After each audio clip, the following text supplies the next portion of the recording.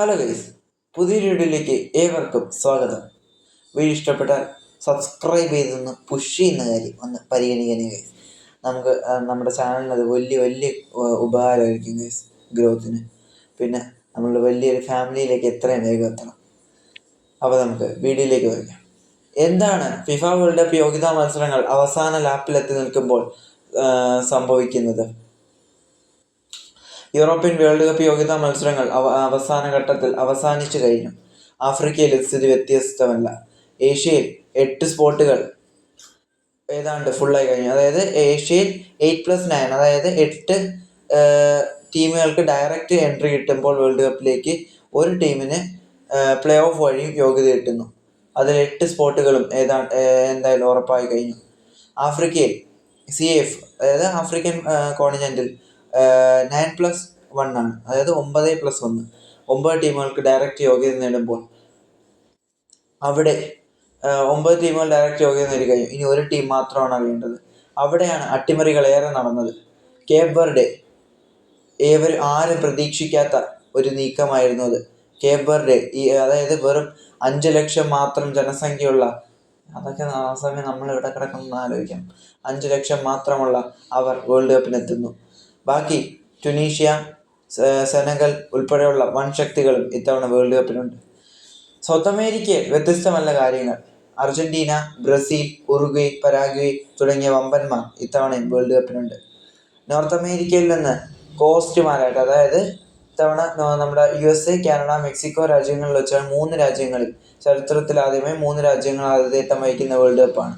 അപ്പം അവർ 3 പേരും ആ രാജ്യങ്ങൾ 3 രാജ്യങ്ങളും ഓൾറെഡി യോഗ്യത ഉറപ്പിച്ചവരാണ്. പിന്നെ അവിടെ നിന്ന് സ്പോട്ടുകൾ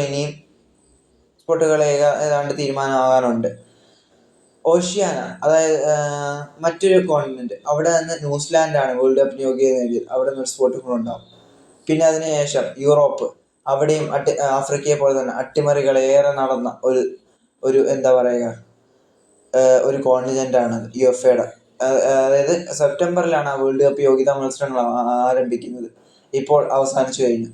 അവിടെ നിന്ന് 1998 ശേഷം 2 പതിറ്റാണ്ടുകൾക്കിപ്പുറം എർലിംഗ് ഹാലൻഡിന്റെ നോർവേ വേൾഡ് കപ്പിന് യോഗ്യത നേടി. കിലിയൻ എംബാപ്പയുടെ ഫ്രാൻസ് പോരാട്ടങ്ങൾ ഏറെ കണ്ട കഴിഞ്ഞ വേൾഡ് കപ്പ് ഫൈനലിൽ പൊരുതി വീണ ഫ്രാൻസ്, അതേപോലെ നെതർലാൻഡ്സ് ഇന്നലെ ലേറ്റസ്റ്റായി നെതർലാൻഡ് വേൾഡ് കപ്പ് യോഗ്യത നേടി. അതേപോലെ തോമസ് മുള്ളർ, ഗെയ്റ്റ് മുള്ളർ ഉൾപ്പെടെയുള്ള ഒലിവർ ഗാൻ ഉൾപ്പെടെയുള്ള ഇതിഹാസങ്ങളെ ഓർമ്മിപ്പിച്ചുകൊണ്ട് സ്ലൊവാക്യയോട് പകരം വീട്ടിക്കൊണ്ട് ജർമ്മനി വേൾഡ് കപ്പിന് യോഗ്യത നേടി. അതേപോലെ പോർച്ചുഗൽ, സാക്ഷാൽ ക്രിസ്ത്യാനോ റൊണാൾഡോയുടെ, ഒരുപക്ഷെ അദ്ദേഹത്തിൻ്റെ അവസാനത്തെ വേൾഡ് കപ്പ് ആയിരിക്കും ഇത്. ക്രിസ്ത്യാനോയും മെസ്സിയുടെയും അവസാനത്തെയും 6ാമത്തെയും വേൾഡ് കപ്പാണ് അവർ ഈ കളിക്കാൻ പോകുന്നത്. പോർച്ചുഗൽ വേൾഡ് കപ്പിന് യോഗ്യത നേടി. അയർലൻഡാണ് ഞെട്ടിച്ചത്. ഒക്ടോബറിൽ കഴിഞ്ഞ ഇന്റർനാഷണൽ വിൻഡോ, അതായത് ഇന്റർനാഷണൽ ബ്രേക്ക് പിരിയുമ്പോൾ ഇനി എന്ത് അയർലൻഡിൽ നിന്ന് ചിന്തിച്ചവരിൽ നിന്ന് ഇന്ന് അയർലൻഡ് പ്ലേ ഓഫിൽ എത്തിക്കഴിഞ്ഞു. അതേപോലെ സ്ലൊവാക്യ പ്ലേ ഓഫിൽ. അതേപോലെ ഒരുപക്ഷെ 16 വർഷങ്ങളുടെ ഗ്യാപ്പ്, നമ്മൾ അതിനെപ്പറ്റി ഒരു വീഡിയോ ചെയ്തിട്ടുണ്ട്. 16 വർഷങ്ങളുടെ ഗ്യാപ്പ് ആകുമോ ഇനി ഇറ്റലി അസൂരിപ്പടയ്ക്ക്? അവരുടെ കോച്ച് ഒരിക്കൽ പറയുകയുണ്ടായി, ഞാൻ ഈ തവണ വേൾഡ് കപ്പിന് യോഗ്യത നേടിയില്ലെങ്കിൽ ഇറ്റലി രാജ്യം വിടുമെന്ന്. അദ്ദേഹത്തിന് രാജ്യം വിടേണ്ടി വരുമോ?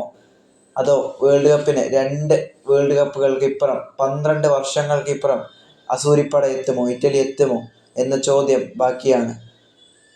പ്ലേ ഓഫ് എന്ന നൂൽപ്പാലത്തിലേക്ക് ഇറ്റലി വീണ് കഴിഞ്ഞു. ഇങ്ങനെ ട്വിസ്റ്റ് ആൻഡ് ടേൺസുകൾ നടന്ന വേൾഡ് കപ്പ് യോഗ്യതാ മത്സരങ്ങൾ പുരോഗമിക്കുകയാണ്. മാർച്ച് 23 മുതൽ 31 വരെയുള്ള ഫിഫ വിൻഡോയിൽ ഒരു മത്സരം നടക്കാനുണ്ട്. അത് പ്ലേ ഓഫ് മത്സരങ്ങളായിരിക്കും. എന്തായിരിക്കും വേൾഡ് കപ്പിന്റെ അന്തിമ പട്ടിക? ഡിസംബർ 5-ാം തീയതി ആരോടൊക്കെ ഏറ്റുമുട്ടും എന്ന് തീരുമാനിക്കുന്ന ഫിക്സ്ചർ നിർണ്ണയ നറുക്കെടുപ്പ് നടക്കാതിരിക്കുന്നു. എന്തായിരിക്കും വേൾഡ് കപ്പ് നമുക്കായി കാത്തു വച്ചിരിക്കുന്ന ആ വിരുന്ന്? കാത്തു തന്നെ ഇരുന്ന് കാണാം. വീഡിയോ ഇഷ്ടപ്പെട്ട ലൈക്ക് ചെയ്യുക, ഷെയർ ചെയ്യുക, ഹൈപ്പ് ചെയ്യുക, വിലയേറിയ അഭിപ്രായങ്ങൾ താഴെ കമൻറ്റ് ചെയ്യുക. ഇതൊക്കെ ചെയ്താൽ നമ്മുടെ ചാനലിൻ്റെ ഗ്രോത്തിന് വലിയ സഹായം ആയിരിക്കും. അപ്പോൾ